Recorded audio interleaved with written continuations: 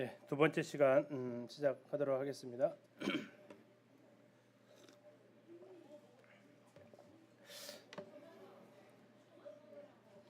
자, 누가복음 8장이 되겠습니다. 자, 예수님의 지금 위치를 잘 잡으시면 되겠습니다. 나인성 가셨다가 다음에 한 바리새인이 초청을 받고 집에 가셨죠. 아마 그것도 이제 그쪽 나인성 근처가 아니겠나 싶습니다. 자, 8장 1절에 보시면 그 후에 이렇게 나와 있습니다. 그 후에 예수께서 각 성과 마을에 두루다니시며 여기 이제 갈릴리 지역을 얘기하고 있습니다. 자, 뭘 선포하셨습니까? 하나님의 나라를 선포하셨습니다. 이제 누가복음 누가가 쓰고 있는 표현 중에 자주 나오는 표현이 이제 그 하나님의 나라라는 겁니다. 사도행전에서도 하나님의 나라 이렇게 표현하고 있습니다. 자, 이걸 마태복음에서는 뭐라고 얘기하냐면 천국이다라고 얘기하고 있죠. 지난번에 이제 문인호 그 선교사님 오셔서 복음에 대해 약간 이야기를 하셨습니다. 그때 하셨던 내용 중에 뭐냐면 그 천국을 어떻게 정의할 거냐라는 그 이야기를 하셨어요. 우리가 죽은 다음에 가는 그 천국, 그것은 공짜가 맞다라고 한 거죠. 그런데 그것만 천국이냐 아니라라는 겁니다. 나중에 누가복음 예수님께서 말씀하시지만 하나님의 나라는 여기 있다 저기 있다 할 것이 아니다라고 하셨어요. 어디에 있다겠어요? 너희 속에 있다라고 얘기하십니다. 내 속에 하나님의 나라가 있다는 얘기는 뭡니까? 내 속에서 나는 늘 천국 속에서 그 기쁘고 즐겁고 산다라는 건가요? 아니다라는 거죠. 내 속이 하나님의 법이 통치하는 곳이다라는 겁니다. 내 안에 하나님이 왕으로 계시는 곳, 그곳이 하나님의 나라라는 거죠. 자, 그 하나님의 나라는 공짜가 아니다라는 것이죠. 우리 하나님의 나라를 이 땅에서 이루어가며 사는 것은 제자로도의 삶을 이야기하고 있는 거죠.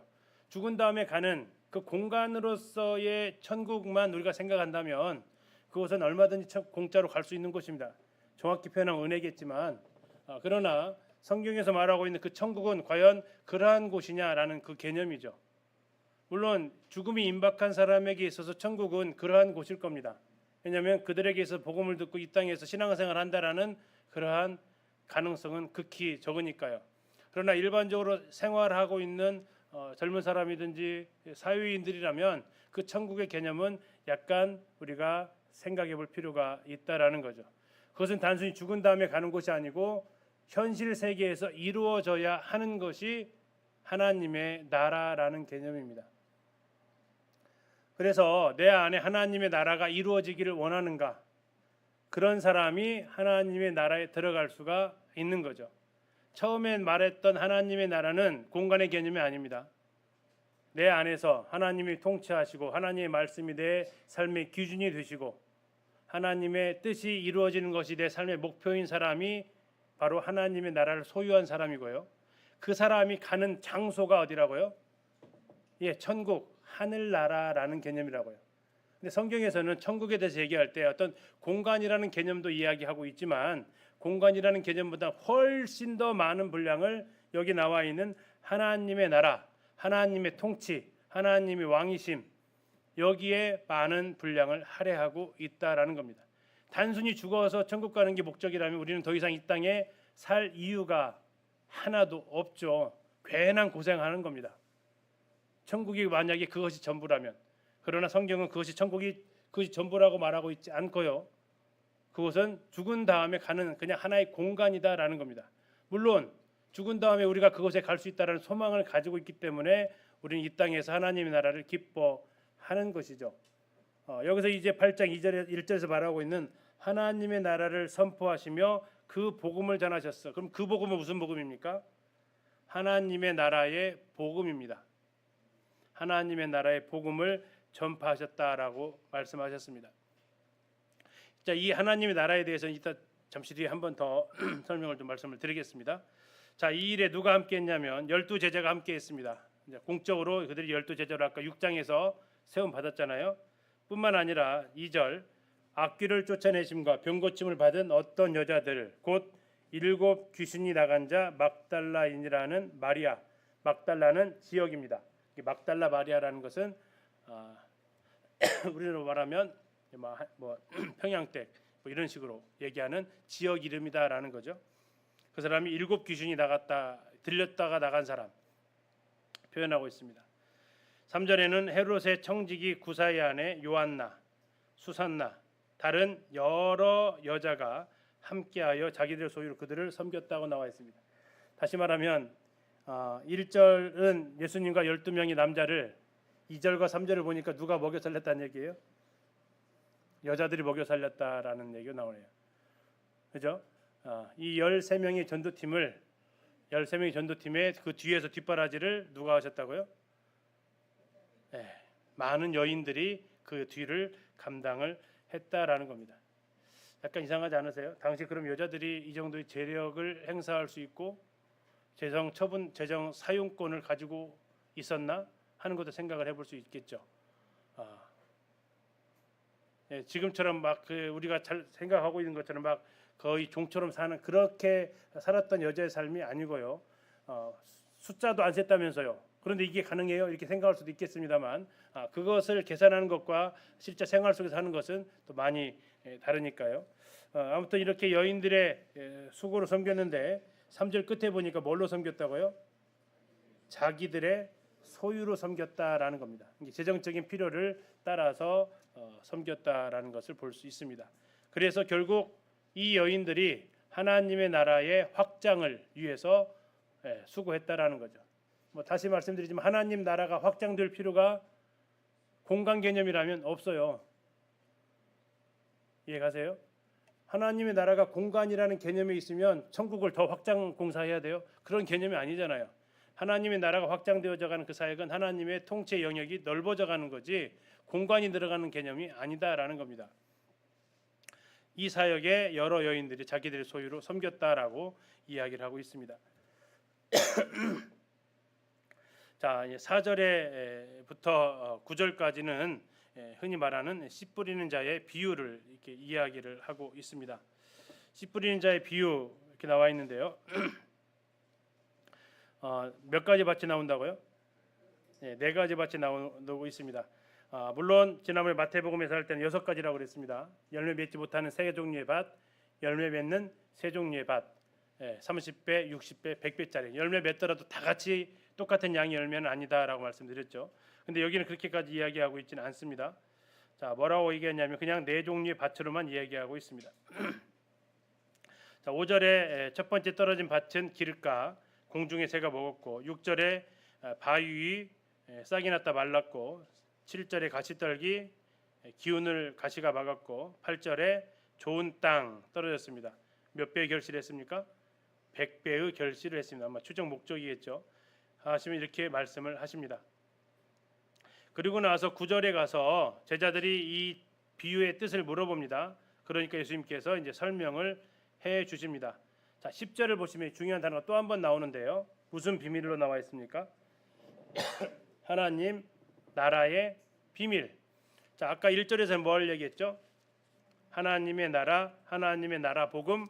10절에서는 하나님 나라의 비밀. 다시 말하면 지금 4절부터 나와 있는 이 이야기는 흐름상으로 뭐를 말씀하시고 있다는 얘기입니까? 하나님의 나라에 대해서 말씀하고 있다라는 겁니다. 단순히 1시간 말씀 듣고 그 시간에 뭐 이렇게 4가지 밭이 아니라 우리의 삶 속에서 이 하나님의 나라를 내가 어떻게 여기고 있느냐의 그 모습을 4가지로 우리는 생각할 수 있다라는 겁니다. 자, 그 하나님 나라의 비밀, 그것을 11절에 보니까 하나님의 말씀을 통해서 확장되어져 가는 나라입니다.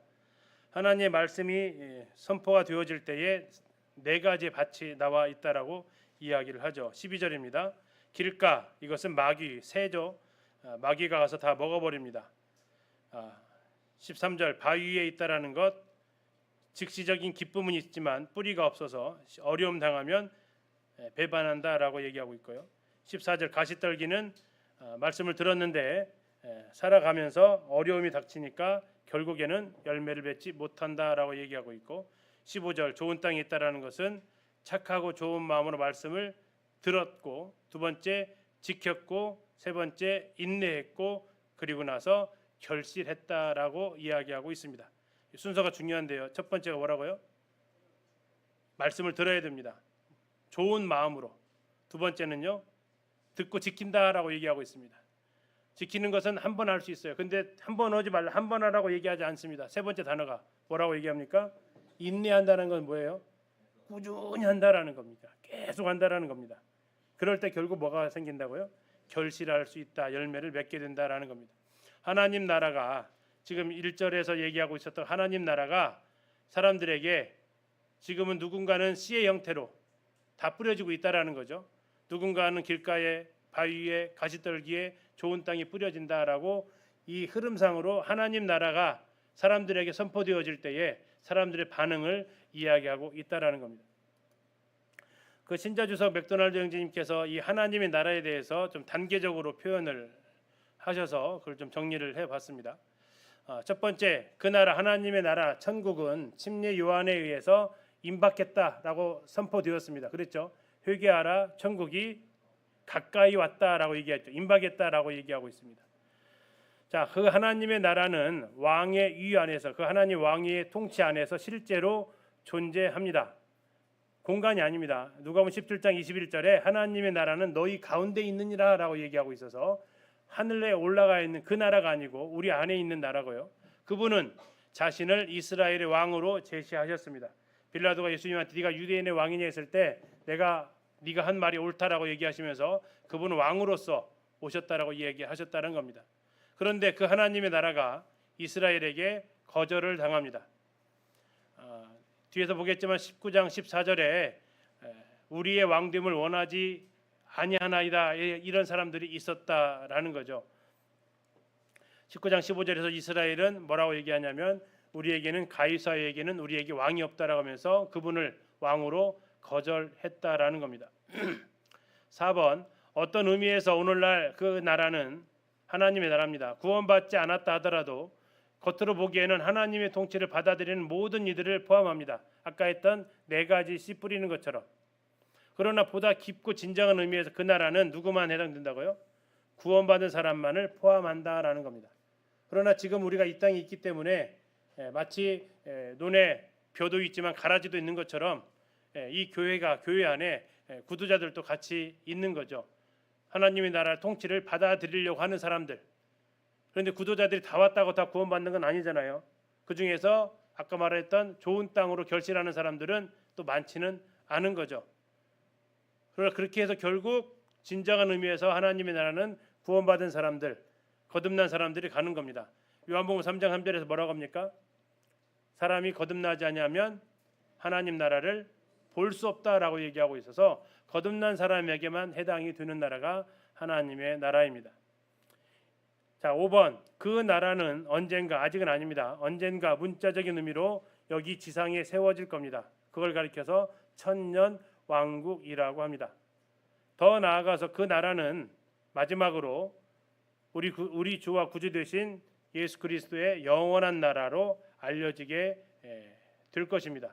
베드로서 1장 11절에 보시면 우리 주 곧 구주 예수 그리스도의 영원한 나라에 들어감을 넉넉히 너희에게 주시리라. 여기서 말하고 있는 구주 예수 그리스도의 영원한 나라, 공간으로 말하면 천국이 되겠죠. 하나님 나라. 그러나 성경에서 말하고 있는 하나님의 나라는 그런 공간만을 이야기하는 것은 결코 아니다라는 겁니다. 우리가 죽음에 임박한 사람에게 이러한 신학적인 것을 다 논할 필요는 없겠죠. 그들에게는 구원받은 이후에 병원에서 갑자기 주님이 기적적으로 병을 고치지 않는 이상 신앙생활을 더 할 수 있는 건 아니니까요. 그러나 일반적으로 복음 집회에 나와 있는 그 사람들에게 단순히 죽어서 가는 그곳만을 전한다면 성경에서 말하고 있는 것과는 약간 결이 다르게 전해질 수 있다라는 겁니다. 그래서 가끔씩 물어보는 것이 왜 구원받고 싶냐 이거죠. 왜 구원받고 싶어요? 좋은 곳 가고 싶어서. 그렇게 되면 부처님 믿는 사람이나 우리나 뭐가 다르냐 이거죠. 불교 믿는 사람들은 왜 불교 믿어요? 극락 가려고, 좋은 곳 가려고. 하나도 다를 게 없다라는 거죠. 그러나 우리가 가고자 하는, 이루고자 하는 하나님의 나라는 그러한 생명수가 흐르고 황금집이 있고 12진주문이 있는 그런 공간의 개념만이 아니라 이 땅에서 내 삶에서 하나님이 통치하시고 하나님 왕이신 그 나라를 우리가 살기를 원하고 우리가 그래서 지금 이 자리에 나와서 그 하나님의 말씀을 듣고자 하는 거죠. 그것을 원하지 않는다면 이 피곤한 시간에 우리가 쉬고 싶지 이렇게 하나님 말씀 앞에 나오기 원하지 않을 겁니다. 그래서 하나님의 나라에 대해서 우리가 잘 알아야 또 잘 전할 수 있겠죠. 다시 요약한다면 공간이 아니다라는 겁니다. 아니 정확히 말하면 공간만은 아니다. 하나님의 나라의 통치는 공간의 개념을 넘어선 우리의 삶 속에서 이루어져야 될 개념이 하나님의 나라입니다. 자, 앞에서 이제 막달라 마리아에 대해서 배웠기 때문에 성경에 보면 이 막달라 영어로 딱 써 있죠. 막달라 이렇게 되어져 있습니다.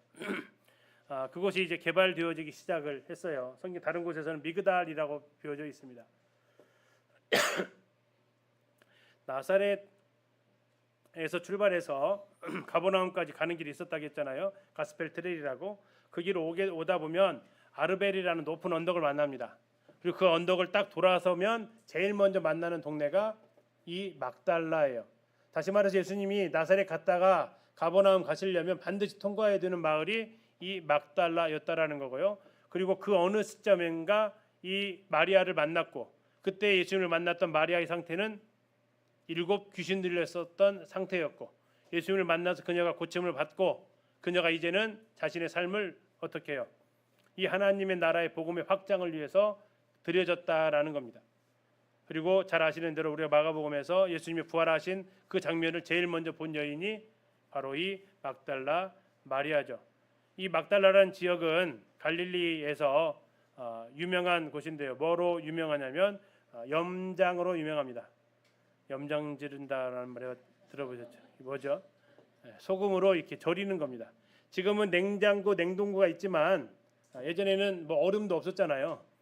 그럴 때 어떻게 생선을 갖다가 다른 그 지역 사람이 아닌 다른 지역 사람들이 먹게 합니까?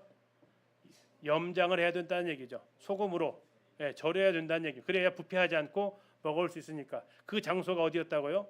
막달라였다라는 겁니다. 그래서 이 여기는 상당히 부유했다라는 거죠. 자, 물건을 채취하는 게 더 가격 경쟁력이 있어요. 가공하는 게 더 돈을 잘 벌어요. 여기가 뭐 하는 거라고요? 가공하는 것이라고요. 어디서 고기 잡아요?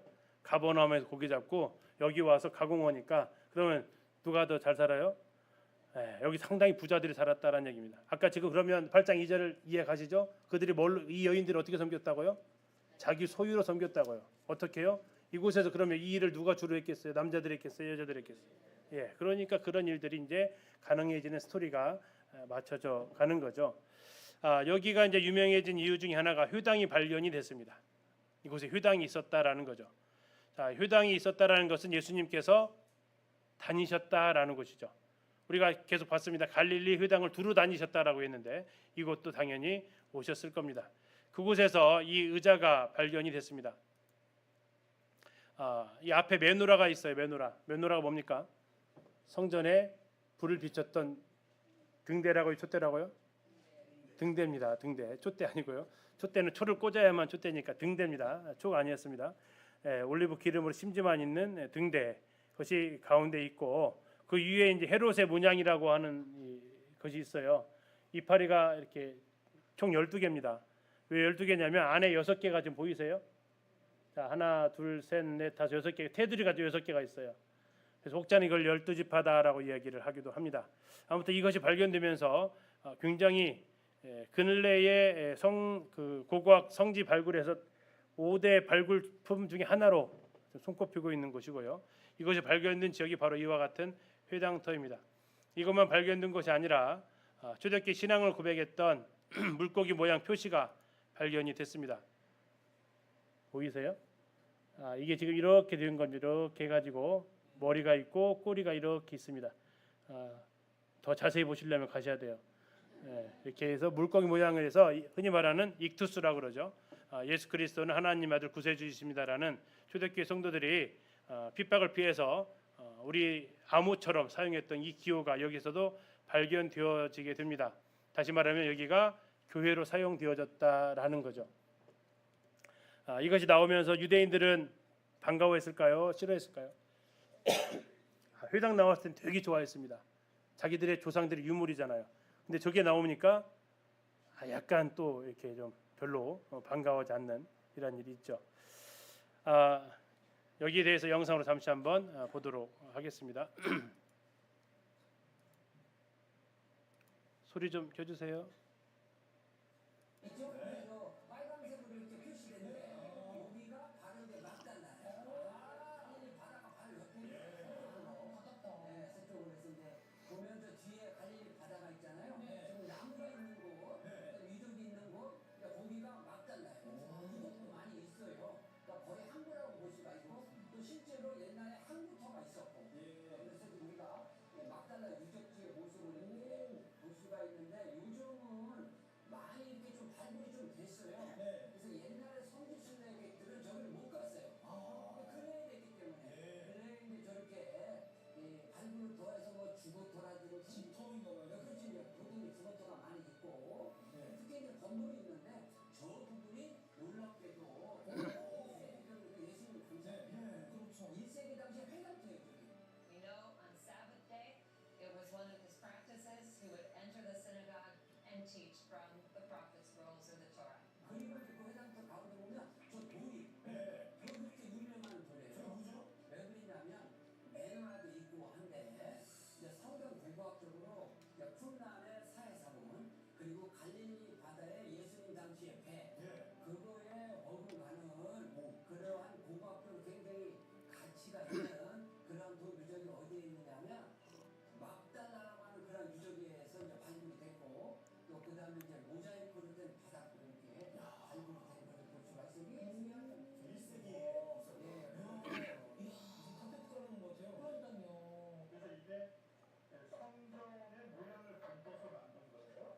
그래서 이 앞쪽에 보시면 이 앞쪽에 매너가 보이죠. 매너나 서쪽에 이게 이제 입구로 보고 있고요. 그다음 여기 가시게 되면 원이 하나 있습니다. 원 안에 나무 잎사귀가 전부 12개가 들어 있어요. 그 12지파를 상징한답니다.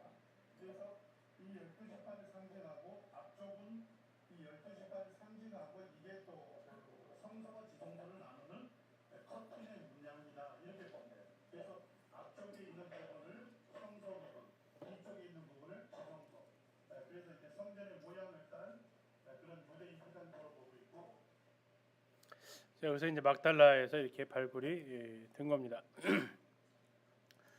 16절부터 이제 보시면 등불 비유가 나옵니다. 누구든지 등불을 켜서 평상 아래에나 두지 않는다, 또 그릇 아래에 두지 않는다라고 이야기를 하는데요. 이 등불을 이제 말씀으로 하나님 나라의 말씀으로 이렇게 보게 되면 자, 두 가지로 하지 않는다고 나와 있는데 그릇으로 덮는다라고 나와 있습니다. 자, 그릇은 뭡니까? 뒷박입니다. 쉽게 얘기하면. 자, 이것은 이제 삶의 분주함, 경제적 풍요로움 이것을 통해서 하나님의 말씀을 들었지만 덮어둔다라는 거죠. 돈이 먼저다라고 생각을 하는 거죠. 두 번째, 평상 아래에 두지 않는다. 평상은 뭐 하는 곳입니까? 쉬는 곳이죠. 편안함을 추구하는 거죠. 휴식과 안락과 게으름으로 말씀을 감춰드리는 거예요. 그거 하려고 했더니 번거로워. 뭐 전도로 가자는데 덥잖아. 그러면서 안 하려고 하는 거죠. 이게 주님을 말씀에 대해서 아까 했던 대로 듣고 지켜야 되는데 순종해야 되는데 두 가지가 자꾸 걸리는 겁니다. 뭐예요? 돈 들어가잖아. 뭐예요? 힘들잖아. 하면서 자꾸 안 하게 된다라는 겁니다. 자, 이것이 우리의 가장 강력한 두 신 아닙니까? 첫 번째 삶의 분주함은 만문신이라고 하죠. 만문신. 두 번째 평상은요. 육신이라고 하죠. 육신. 이 두 신이 우리의 하나님의 말씀을 듣고 순종하는데 늘 장애물이 된다라는 겁니다. 그런데 그렇게 해서는 안 된다라고 좀 이야기를 하는 거죠. 그럼 어떻게 해야 된다고 얘기합니까? 등경 위에 두어야 한다라고 얘기하고 있습니다. 다른 사람들이 말씀을 볼 수 있게끔. 그래서 중요한 것은 18절 너희가 어떻게 들을까 스스로 삼가라라고 이야기하십니다. 누구든지 있는 자는 받겠고 없는 자는 그 있는 줄로 아는 것까지도 빼앗기게 될 것이다. 자, 있는 줄 안다라고 하는 거 내 것이 아니다라는 겁니다. 하나님 말씀에 대해서 실천하지 않는 건 내 것이 아니다라는 거죠. 내가 안다라고 생각하지 말고 내가 이거 내 거다라고 생각하지 말라고 하시면서 이거 만약에 안다고 하면서 덮어두고 안다고 하면서 밑에 아래에 두면 그것은 결코 너에게 아무런 유익이 없다라는 말씀입니다. 19절부터 21절까지는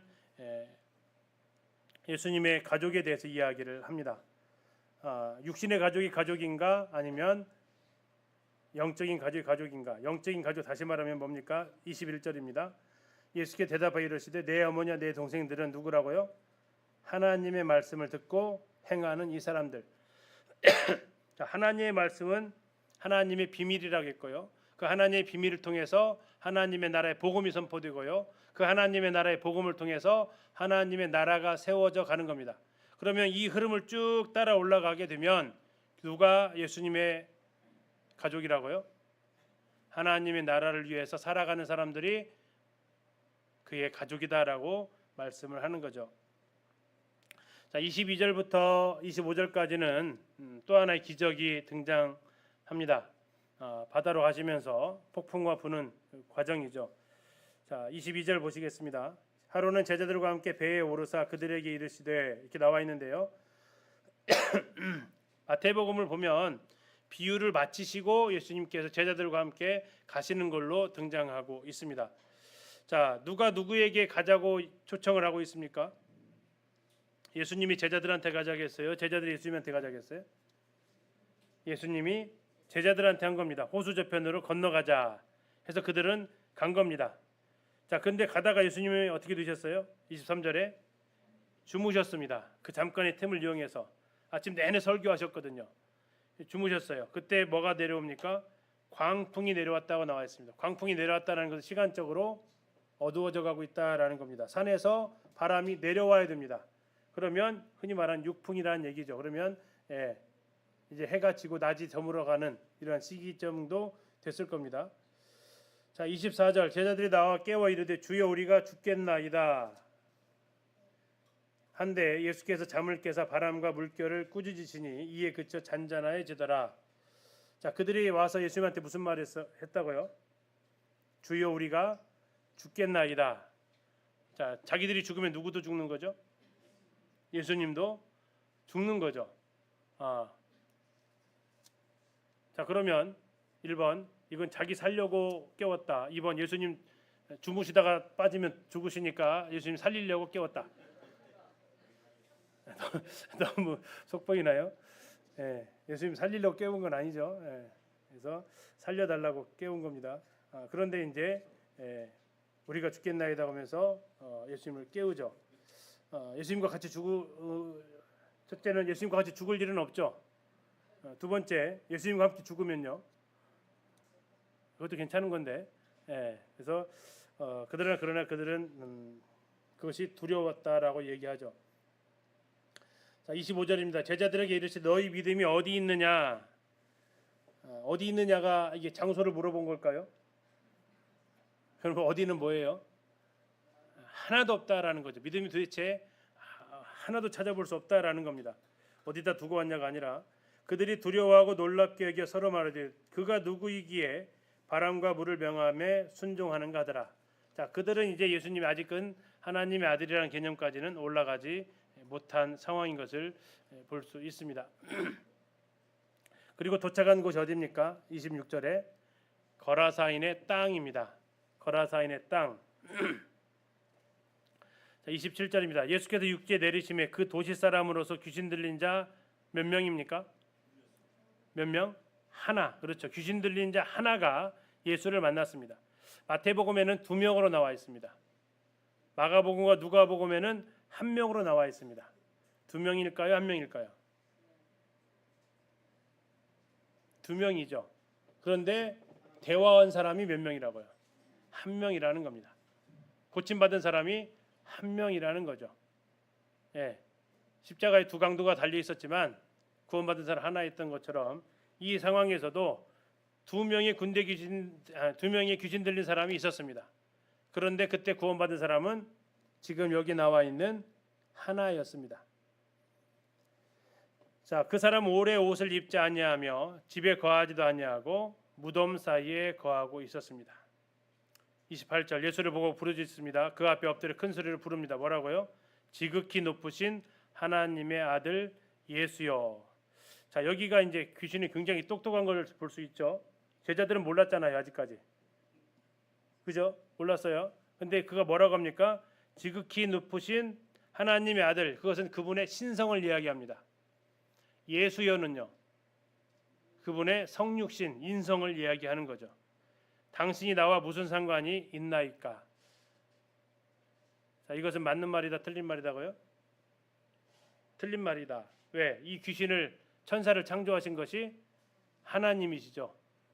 그렇기 때문에 상관이 있어요. 근데 그들은 상관없는 자로 살아가죠. 다시 말하면 나한테 와서 명령할 자가 아니다라는 겁니다. 상관이 없다라는 얘기는 나와 무슨 상관이 있나이까라고 묻는 건 상관없잖아요. 우리는 이제 더 이상. 왜? 나는 당신을 배반하고 떠났고 나에게 당신이 명령 내릴 상황이 아니잖아요 라고 이야기를 하는 거죠. 근데 이것은 뒤집어 보면 그럴 자격이 그분께 있다라는 걸 반증하는 모습이기도 합니다. 왜요? 그 다음이 나오거든요. 뭐라고 얘기합니까? 당신께 구하노니. 이게 상관없는 사람이 얘기해요? 방금 전에 뭐라고 했어요? 상관없다면서요. 그렇죠? 상관없는데 지금 뭐 해달라고 그래요? 구한대요. 뭘? 나를 괴롭게 하지 말아달라고. 상관없으면 이 얘기도 해서는 안 되죠. 상관없는데. 자, 그래서 그의 모순적인 모습을 볼 수 있죠. 자, 그때 예수님께서 이 귀신에게 이름을 물어봅니다. 그랬더니 자기 이름이 뭐라고 합니까? 30절에 군대라고 합니다. 군대라고 한 이유는요, 많은 귀신이 들렸다라는 겁니다. 자, 귀신은 모아들이는 습성이 있다라는 겁니다. 자리만 잡으면 계속해서 모아들인다라는 거죠. 얼마나 많은 귀신이 들어가 있을까요? 자, 돼지가 2,000마리이기 때문에 2,000마리다. 보통 얘기하죠. 2,000마리일까요? 많을 수도 있습니다. 그보다 적을 수도 있어요. 그러나 죽은 건 돼지떼가 2,000마리나 될 정도로 상당수의 돼지들이, 귀신들이 그 안에 존재하고 있었다라는 거죠. 한 마리 하나씩만 들어가도, 그러면 모두 다 2,000마리가 다 귀신 들어가서 죽은 것은 아닐 겁니다. 그 중에 하나가 뛰면 돼지들은 같이 뛰니까, 그렇다면 뭐 그보다 적게 들어갈 수도 있고요. 그러나 하여튼 2,000마리를 소동시킬 정도의 많은 귀신이 이 사람 안에 들어가 있었다라는 겁니다. 자, 그들이 부탁하는 것은 돼지에게 들어가게 허락을 구합니다. 귀신이 제일 싫어하는 것이 떠돌아다니는 거라고 하죠. 그래서 어디에든 들어가고 싶어 하는 거죠. 제일 좋은 곳은 사람입니다. 최상의 5성급 호텔이죠. 사람은. 그것만도 못해도, 돼지만 돼도 뭐 3성급은 되는 것 같아요. 그래서 거기라도 좀 들어가게 해달라고. 제일 싫은 게 떠돌아다니는 겁니다. 그런데 돼지가 근처에 있으니까 들어가게 해달라고 요청을 하죠. 그래서 예수님께서 허락을 하시게 되고요. 그랬더니 무슨 일이 벌어집니까? 자, 그 사람이 어떻게 돼요? 정신이 온전해졌다라고 나와 있습니다. 35절 보시겠습니다. 사람들이 그 이루어진 일을 보러 나와서 예수께 이르되 귀신 나간 사람이 옷을 입고 정신이 온전하여 예수의 발치에 앉아 있는 것을 보고 두려워했습니다. 자, 이게 이제 귀신에서 해방된 사람의 특징 중에 하나죠. 그가 이제 자유케 되었습니다.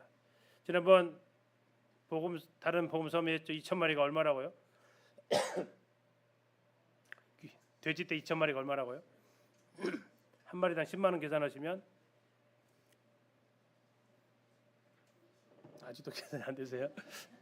100만, 1,000만, 억 2,000마리니까 2억. 근데 돼지 10만 원짜리 있어요? 거의 없죠. 싸게 잡아도 10만 원 잡아도 2억이라고요. 2억. 2억 하고 한 명 구원받으면 괜찮겠죠. 근데 거기서 끝나는 것이 아니기 때문에 괜찮은 겁니다. 그 사람 한 사람 구원받고 끝나지는 않습니다. 물론 그 사람 한 사람 구원받고 해도 온천하보다 귀하니까 괜찮은데 거기서 끝나지 않죠. 어떻게 됩니까? 그 사람이 39절 집으로 돌아가 하나님이 너에게 어떻게 큰 일을 행하셨는지를 말하라 하시니 그가 가서 예수께서 자기에게 어떻게 큰 일을 행하셨는지를 뭐 했어요? 온 성내에 전파했어요. 온 성이 어딜까요? 거라사 성입니다. 거라사는 대가볼리 중에 한 도시, 큰 도시입니다. 나중에 예수님께서 데가볼리 지역에 가서 칠병이어를 베푸세요. 마가복음에서 거기가 칠병이어 했을 때 몇 명이 떡을 먹었다고 나와요? 4,000명 남자만. 그 많은 사람들이 어떻게 거기까지 예수님의 소문을 들을 수 있었을까요? 그 하나의 중요한 역할을 했던 사람이 누굴까요?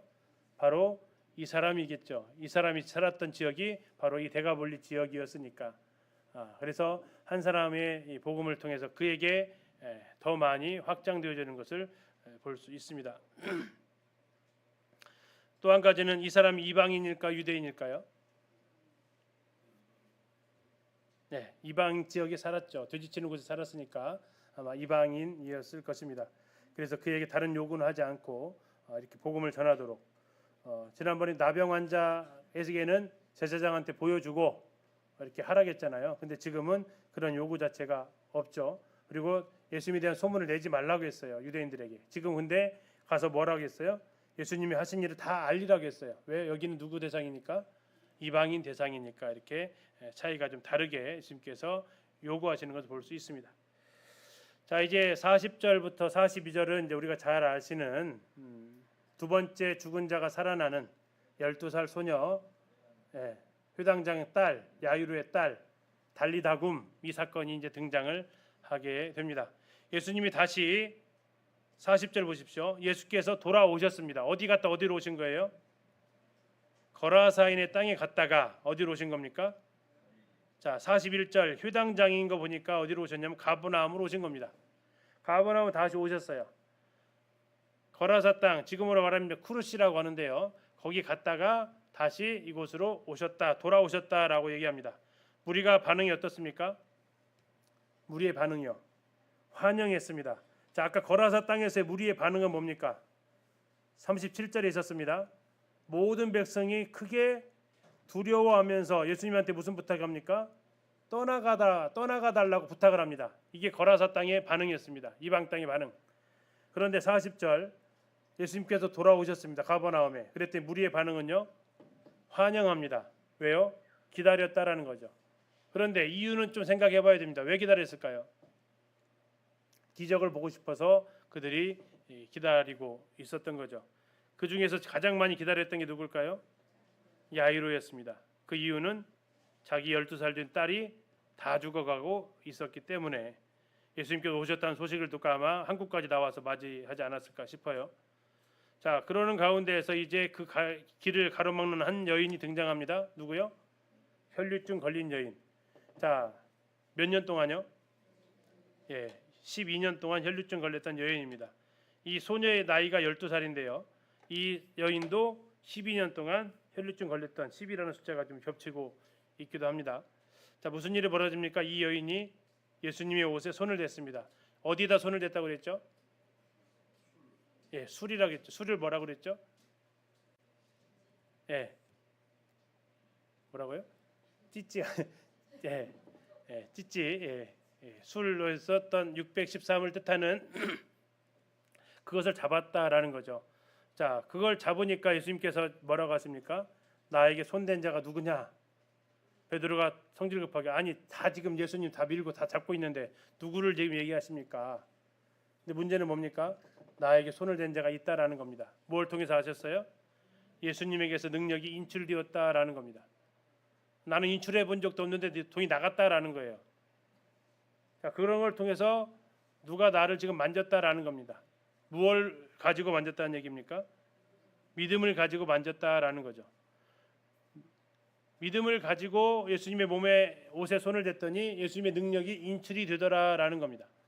그러면 우리가 생각할 것은 예수님의 능력은 비밀번호가 뭐라고요? 믿음이다라는 거죠. 우리가 자꾸 비밀번호 오류가 나는 것은 믿음이 아닌 다른 걸 자꾸 누르니까 인출이 안 된다라고 생각할 수 있겠죠. 자, 그러면서 결국 능력이 나간 비밀이 이제 그녀의 믿음이었고 그 믿음이 그녀를 구원할 것을 말씀하시면서 그 여인에게 평안히 가라고 말씀을 하십니다.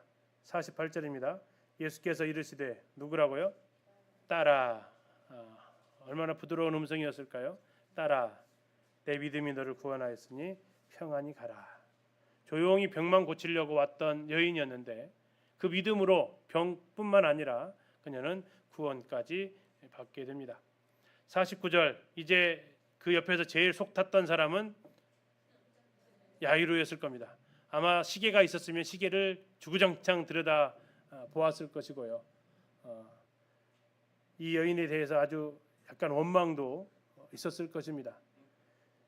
애가 타고 속이 타는데 마침 그때 들어와서 하는 말이 뭡니까? 49절 회당장의 집에서 사람이 와서 말하되 당신의 딸이 죽었나이다. 선생님을 더 괴롭게 하지 마소서. 이게 이제 야이로에게 들려진 말이었습니다. 자, 이때 예수님께서 이 소리를 들으셨고 뭐 하기만 하라고요? 믿기만 하라. 자, 내 능력이 나갈 거다. 뭐 하면? 믿으면. 능력의 비밀번호가 믿음이다. 믿으면 능력이 나간다. 라고 주님이 말씀하십니다. 그리하면 딸이 구원을 얻으리라. 그래서 예수님께서는 야이로의 집에 가셔서 새 제자를 데리시고 들어가십니다. 모든 사람은 울고 있고 예수님께서는 52절 예수께서 이르시되 뭐라고 하셨습니까? 울지 말라 하셨습니다. 울지 말라. 다시 뭐하게 해주겠다는 얘기예요? 울지 않게 해주겠다. 살려주겠다. 이 아이는 죽은 것이 아니라 잔다. 그래서 성경학자들은 진짜 안 죽었을 수도 있다라고 이야기하기도 하는 분도 계십니다. 그냥 일시 의식이 잃어버린 상태일 수도 있다라고 하는 분도 계시는데 아무튼 53절 보시니까 그들이 그 죽은 것을 안다고 했을 때 누가 봐도 그 여자아이는 죽었다라고 볼 수 있겠죠. 예수님께서 아이의 손을 잡고 아이야 일어나라. 네 글자로 뭐라고 한다고 하죠? 달리다 굼 한다 하셨습니다. 그랬더니 이 아이가 55절 보세요. 뭐가 돌아왔어요? 그 영이 돌아왔어요. 그러면 죽은 거예요? 죽었던 거예요? 자고 있었던 거예요? 죽었던 거죠. 그래서 영이 돌아왔다라는 것이 바로 이제 영과 분리되어 있었다. 이게 죽음 아닙니까? 근데 영이 돌아왔으니까 산 거죠. 예수님께서 이제 이 일을 주시면서 56절 보십시오. 그 부모가 놀라는지라 예수께서 경고하사 뭐라고 하셨어요? 이번에는요. 이 일을 아무에게도 말하지 말라. 자, 앞에서 39절에서 거라사에 귀신 들린 사람한테는 뭐라고 하셨습니까? 자기에게 어떻게 큰일을 행하셨는지를 다 얘기하라고 했어요. 너에게 큰일을 행하셨는지를 가서 말하라고 했어요. 근데 이번에 가버나움에 와서는 왜 뭐라고 하셨어요? 이 일을 아무에게도 말하지 말라. 그래서 이제 청년 중에 한 명이 질문을 했어요. 기특하죠. 성경을 자세히 봤어요. 왜 예수님께서 이렇게 다르게 요구를 하십니까? 질문을 했더라고요. 그래서 참 대단한 좋은 질문했다. 이제 그러면 성도님들한테 물어보면 답해 주셔야 되겠죠? 거라사 광야는 누구한테 해당됐기 때문에요? 이방인이기 때문에 여긴 알리도록 했다. 근데 여기 야이로는요? 가버나움이고 회당장이니까 유대인들에게요. 그래서 유대인들을 대상으로는 아직 예수님의 메시아이심을 때가 안 됐기 때문에 보류시키시는 장면이다라고 이렇게 두 사건을 비교해서 말씀을 해석하시면 되겠습니다. 자, 이제 9장부터는 다음 주에 또 이어서 하도록 하겠습니다. 그러면 선생님 기도해 주시고 마이크 좀 준비 부탁드립니다. 오늘 8장까지 같이 보셨고요. 이제 다음 시간에 9장부터 같이 보도록 하겠습니다. 기도하시고 마치도록 하겠습니다.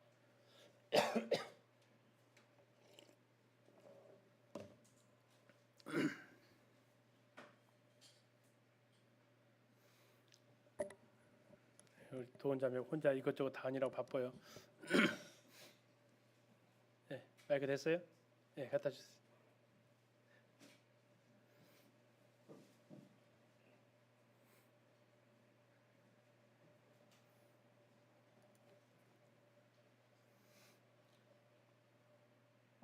자비와 켰어요. 자비와 긍휼이 풍성하신 아버지 하나님, 우리 주 예수님께서 이 땅에 육신을 입고 오셔서 인생의 죄악과 허물을 해결하시려고 대속물로 오셨던 주님, 우리 생전에 전도 사역에 대해서 오늘 시간에도 들려주시고 얼마나 많은 사람들이 구원 밖에서 고통받는가를 보여주시고 그들을 만나서 구원을 하시는 하나님을 통해서 진심으로 감사를 드립니다. 아멘.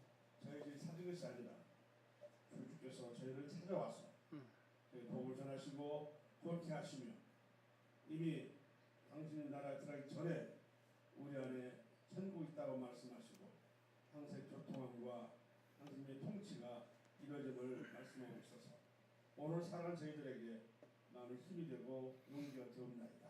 아버지 하나님, 천국의 아름다운 것은 바로 인생을 이처럼 사랑하는 예수님이 계시기 때문이며 하나님이 계시기 때문인 것을 다시 한번 깨닫게 되고 감사를 드립니다. 이제 돌아가는 발걸음 안전을 지켜주시옵소서. 내일 있을 우리 청소년 짝꿍 초천정치 영혼들을 불러주시고 주의 복으로 장교들을 깨우쳐 주시고 또 구원이 될 수 있는 여러 기회들을 마련해 주셔서 오늘 들은 바가 열매로 나타나도록